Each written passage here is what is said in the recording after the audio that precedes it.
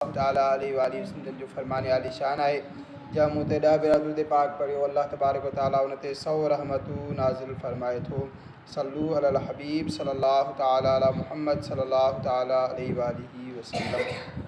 सहाबा किराम जे मुतलिक आयात ऐं अहादीस जो खुलासो। मथे ज़िक्र कयल आयतुनि जो खुलासो इहो आहे त तमामु सहाबा किराम जन्नती आहिनि। अल्लाह पाक उन्हनि सभिनी खां राज़ी आहे ऐं उहे ख़ुदा खां राज़ी आहिनि। उन्हनि जे लाइ जन्नत जा बाग़ आहिनि। उहे हुज़ूर अकरम सल्लल्लाहु तआला अलैहि वसल्लम जा साथी आहिनि।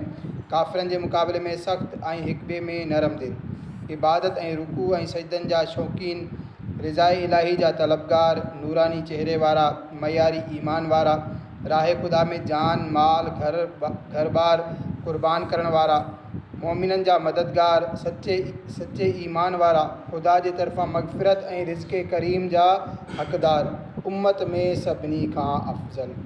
सहाबा जी अज़मत ऐं शान हदीसुनि मां। नंबर 1, मुंहिंजे असहाबनि खे बुरो भलो न चओ, उन करे तव्हांजो जबल जेतिरो सोन ख़ैरात करणु, मुंहिंजे कंहिं सहाबी जे सवा सेर सोन ख़ैरात करणु बल्कि उन जे अधु जे बराबर बि नथो थी सघे। ॿी हदीस पाक में आहे, जॾहिं अल्लाह पाक कंहिंसां भलाई चाहींदो आहे त उन जे दिलि में मुंहिंजे सभिनी सहाबा जी महबत पैदा करे छॾींदो आहे।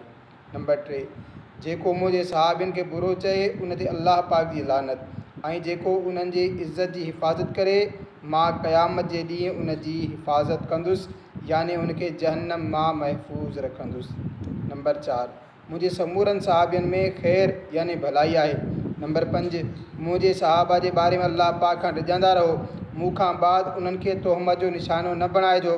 पोइ जंहिं उन्हनि सां महबत कई त उन मूंसां महबत जे सबबु ईअं कयो, ऐं जंहिं उन्हनि सां बुग़्ज़ रखियो त उन दर हक़ीक़त मूंसां बुग़्ज़ जे सबबु उन्हनि सां बुग़्ज़ रखियो।